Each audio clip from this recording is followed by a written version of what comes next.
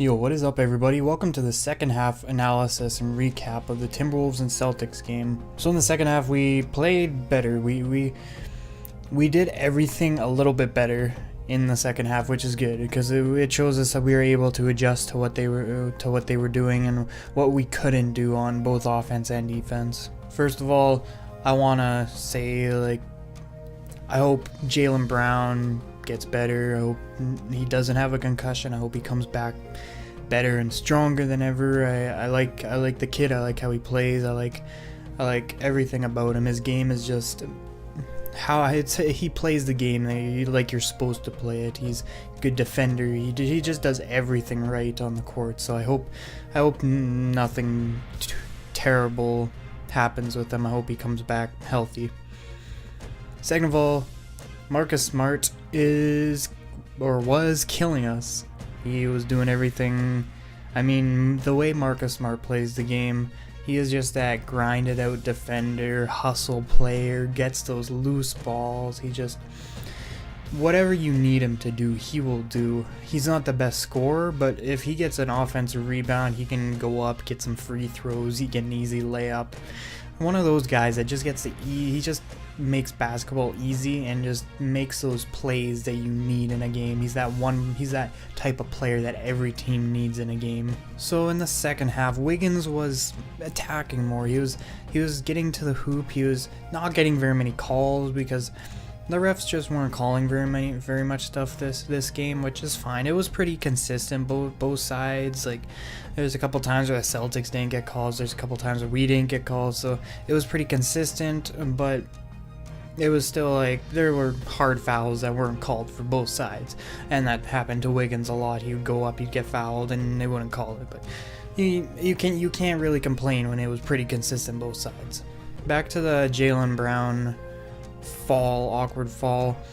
I'm proud of Timberwolves fans in the stadium for cheering like they were, giving him a standing ovation. It just shows how most Timberwolves fans are. There are a couple of Timberwolves fans that are bandwagoners that I've argued with in the past that just don't know anything about the team, and they're quite annoying people. But you can see how the Timberwolves fan base as a whole, how loyal we are, and how just good loyal sportsman-like fans the Timberwolves fans are, and I'm glad to be a part of that. So I think the first person that I have to talk about on the Timberwolves is Bjelica, because Belly just he went off. He had a great game. He was doing everything. He was just doing everything that we needed him to do. He was scoring from inside, outside. He was playing a little bit of defense. He got beat a couple times, but everyone gets beat a couple times in a game. He was passing good. He was rebounding good. He just had a great all-around game. His best game of his career by far. Best game of his career. So moving on, I'd like to see him get more time.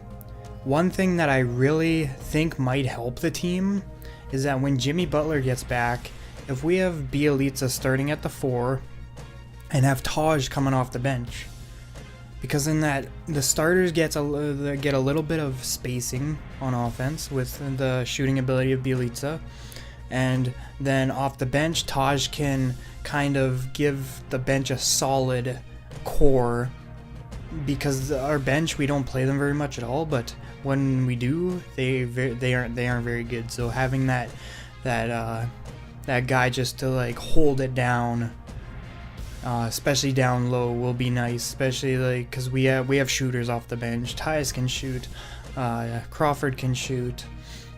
We just have good players that can shoot good off the bench. So having Taj coming off the bench and Bjelica starting, I think that might make our team a little bit better. Even just try it, but I think it will make us a little bit better at least.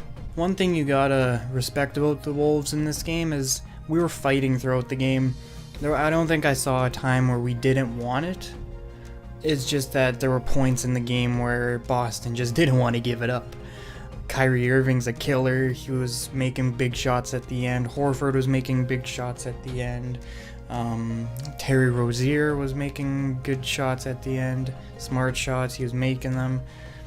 The Celtics just closed it out very good, and it was nice to see that it was a relatively close game for what it could be without Jimmy Butler in the lineup. So it's good to see that. It's good to see that we kept fighting, and we got to continue that going forward and take that as a plus. And along with that point, I think that we can call this a good loss because we scored on the Celtics pretty decently. Our defense wasn't completely terrible. It needs a lot of work. It needs to be better. It needs to just have more energy. It needs to be solid. But all in all, it was a good loss. We played good. We fought. We shot good. We did most stuff good. Defense needs to be a little bit more polished up, but it's kind of hard to have a good defense that's polished in your first season together with a whole bunch of new players. So you got to take that as a plus. And moving on, I think this loss will kind of give us motivation in games that we should win in the future to make the playoffs. Anyways, that's my second half recap and analysis.